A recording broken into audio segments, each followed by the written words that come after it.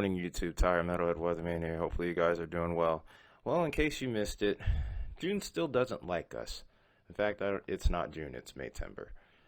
All I have to say is maybe if we're quiet, they won't hear us. Anyway, more madness. There was madness yesterday, for example. 16 tornado reports. A large majority of those were actually in Minnesota. Little last minute curveball thrown in by this upper level low that we have going on here, which is going to be the catalyst for today's severe setup. I was really thinking Iowa was going to have more of the action, but the convective mode here was pretty sloppy, so supercells weren't really able to thrive, but there were a lot of high wind reports, and even on stream there were people that were being impacted by the storm. Everybody seemed like they made it through just fine, thankfully, so no issues there at the moment. Few people got startled, which is understandable, but we have more to go today and even tomorrow, so let's go ahead and get into it here. So here is our enhanced risk. It has really started to expand since last night. Before, it was sort of cut off towards Nashville. Now we're getting into the southeast here. We're even getting into Little Rock now, and Arkansas as well. Large chunk of Mississippi. Slight risk has expanded a bit, even getting into Alabama and Georgia now. So could be some widespread severe weather setup. The setup with today looks really impressive, as well as tomorrow, really. Look at the hazard types, and let's not disregard the marginal threats over here towards Montana and Idaho, not to mention over towards Wyoming. Tornado threat is definitely going to be greatest over towards the Ohio Valley, as we will probably see some supercells over here later today. It went up with the 10% hatched risk, which is pretty eerie. We'll definitely be live today covering that. I do think that there's a chance that they could go with a hatched risk for wind right now a little bit later today. Probably by lunchtime, they'll be a little bit more confident in it, but from what I've seen with parameters, especially kinematics, this definitely should have a hatched risk. And then also the hail threat is pretty significant as well, especially over towards Oklahoma and Arkansas. So a lot going on here today. We could see plenty more action tomorrow as well. This time the tornado threat seems like it will be a little bit low over towards this area. We're looking more so towards the mid-Atlantic and maybe even sneaking its way into the northeast just a tiny bit. But again, I think the threat really becomes more damaging wind driven more so than anything else. There is a hatched risk for hail here on the western side of that slight risk towards Roanoke and Richmond, Virginia. Maybe even reaching into Charlotte, that hatched risk does. But for the most part, wind looks like the dominant threat here. There is a 2% tornado threat.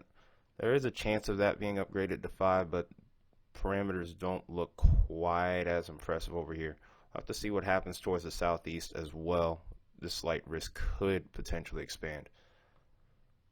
But that's pretty much what we got going with that area, and then we can't disregard, again, the marginal risk. We are starting to look more so towards Montana, Wyoming, and now South Dakota over towards Rapid City even. So, and a tiny little portion of Nebraska here towards the Panhandle. So, still be on the lookout. It's not a high threat, but nonetheless, it has to be watched. There's even a 2% tornado threat with this too. So, we're going to be watching this real close Monday and just kind of going from that point onward. Thankfully, day 3 is only a marginal risk. And this is going to be more so towards the mid-Atlantic. I am side-eyeing this setup on Tuesday as well, and I'll probably have a video up for that tomorrow morning, especially if it were to uptrend. But nonetheless, let's go ahead and get into the models here. So, one thing I want to mention on last night's stream, I kind of got, not necessarily called out, but it was brought to my attention. I don't really look at the 200 millibar. And they're right, I haven't really done that lately. And I should. So we're going to start doing that from here on out when it comes to severe weather threats particularly, but also with also just in general to kind of get a good idea of other parameters such as temperature, etc. But this is what the upper level jet at 200 millibars is about 39 to 41,000 feet. This is the upper level jet at 21Z, which would be about the time we could start to see storms firing here. So it looks like we have a jet maximum over here past 100 knots developing. So that could become problematic for the storms tonight. It could allow these storms to really thrive. I'm still learning a bit more about the 200 millibar, so my terminology may not be the best. But if I remember correctly, if you have the jet streak off to the left side, you have a greater probability of air rising, which could increase the severe weather threat. If I'm wrong, somebody feel free to correct me in the comments.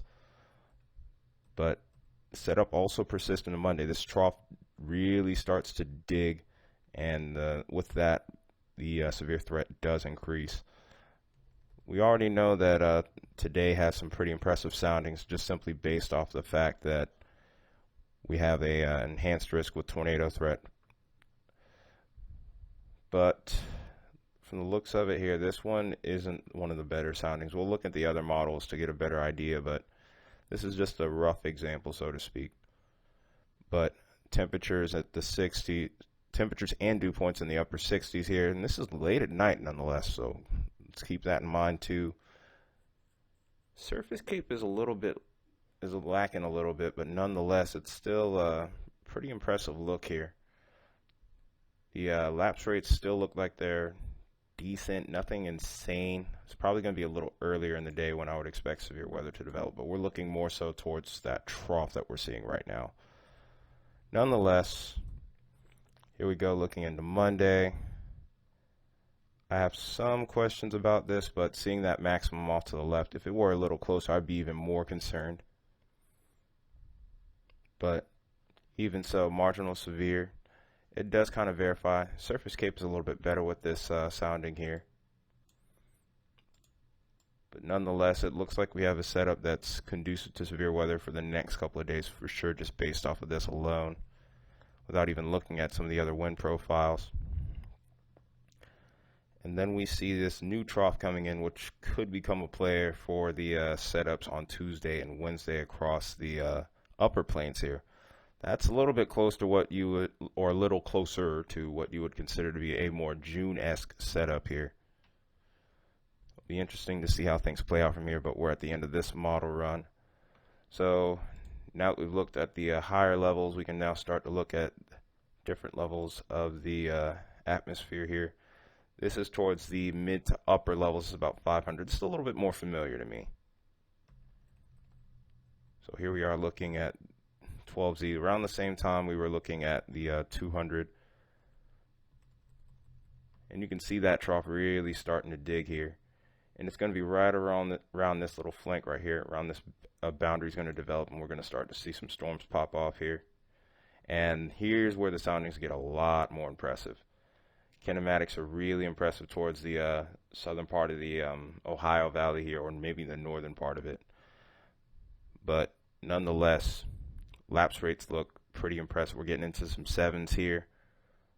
Hodograph looks good. Low level winds in particular are an eye catcher for me. But nonetheless, it looks like a pretty unstable setup here. And also the potential for damaging winds is pretty high, as indicated by D cape here, or downward cape. So as we go forward here, we're going to go into Monday now, and we're going to see a pretty similar setup begin to take shape. I think the storms probably will fire a little earlier in the day. This will be more so towards lunchtime most likely. If I can, I'll try to go live for this. But nonetheless, though, pretty impressive instability over here. A lot of cape, but tornado setup isn't quite as good. So marginal pretty much checks out here, but damaging wind potential is still high with a downward cape of about 1603. And also lapse rates are pretty high as well. If we're getting into those high sevens here, so could be a big day. Also, plenty of hail analogs here. Some of these getting up to about 3 inches in diameter, so it's something to keep an eye on. So as we continue to go forward here, the mid mid to upper level jet, or the 500 millibar here, does start to finally move these storms out of here by probably early morning on Tuesday. And then, of course, we have to watch the new setup over here that's beginning to develop across the plains. I do think on the flank of this, maybe we could see some severe weather here, but it's questionable how things develop from that point. We already know that we will have a shortwave effect here across this part of the Ohio Valley.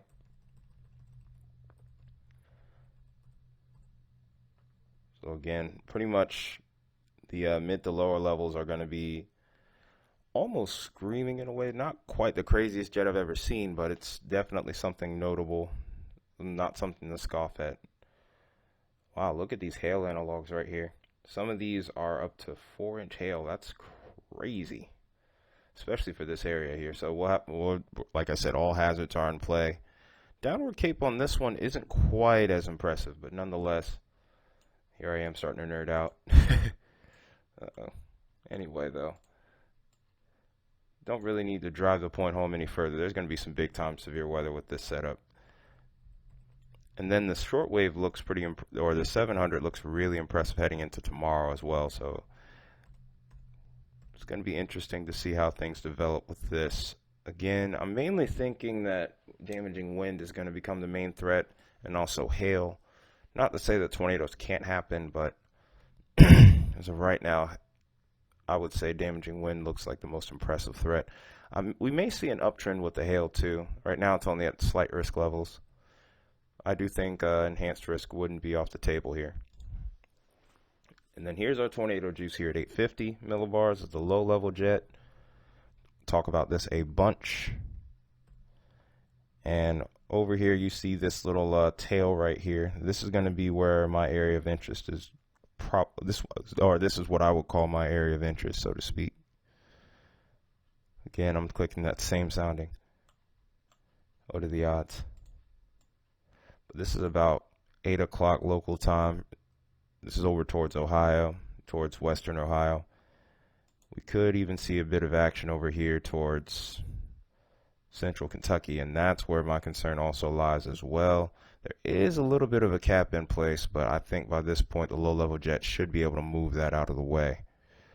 So, like I said, some very interesting stuff going on here.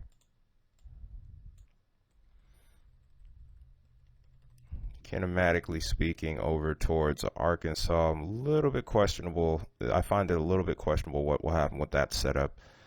But nonetheless, we go into tomorrow. It's a pretty similar deal. Here's that 2% tornado corridor right here. And this sounding is actually contaminated, but even so, at the low levels, this doesn't look that impressive. There are some loose analog matches, but I really think damaging winds becomes the main threat here.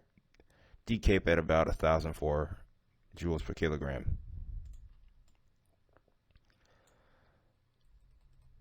And then by the time we move on into later in the evening, storm system should be pushed out of here by Tuesday afternoon. Then, of course, we shift our attention. So here's some other parameters to look at here. We'll look at lapse rates. We're going to get a closer look over towards the Ohio Valley today.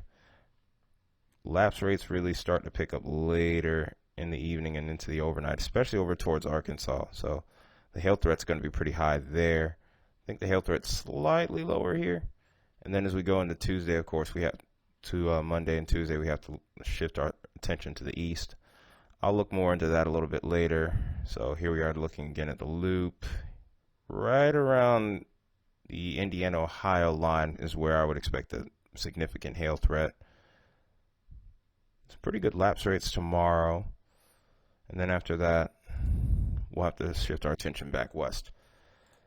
Do the same thing with the mix layer, and then last but not least, we'll run through the composite reflectivity. So look at the cape over towards Arkansas, which is absolutely insane.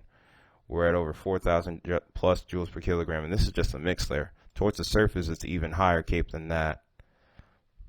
but kinematically, this setup is pretty weak. Storm vectors do seem like they're to the south, though, so that could be something to keep note of here.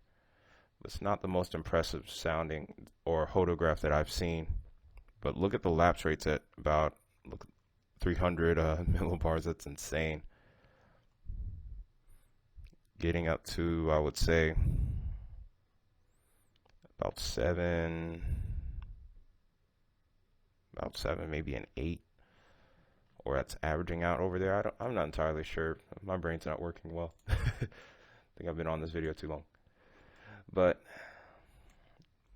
nonetheless, though, by later into the evening, we start to lose that cape, and then, of course, we'll see that resurgence tomorrow. We don't even have to look at the map from that mid-Atlantic perspective to see what's going on here.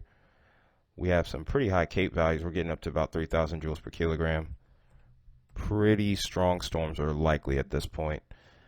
And then as we get later into the evening, the cape starts to diminish. And then, of course, setup exists more so towards the west.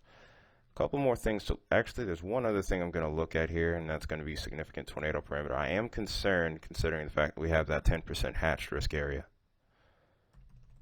So as we drag that forward here, we have some values. It looks like we're getting up to about 3 to 4. Actually, as we get later into the evening, we do get some higher values. We're getting up to 5. We're getting into the pink there. And yep, there we go. PDS tour right there. Not surprising based off of what we're seeing so far. So we're going to be definitely watching over towards Kentucky as well. So far, they only have the hatched risk more so over towards the Indiana and Ohio, but I do think that could be expanded, or they could add a 10% area. Oh my goodness. But this is partially contaminated here too. I think this might be a bootleg sounding, but if it isn't, oh my gosh. But it's contaminated more so towards the higher levels of the atmosphere. But this elongated hodograph here, it's pretty impressive right here. When you see these elongated hodographs, that's a very eerie, very telltale sign that we could see some madness here. But again, sounding is partially contaminated here, so we may or may not see this. I'm leaning more so towards not. And this is a crazy storm relative felicity over here, 927 meters squared per second squared. That's insane.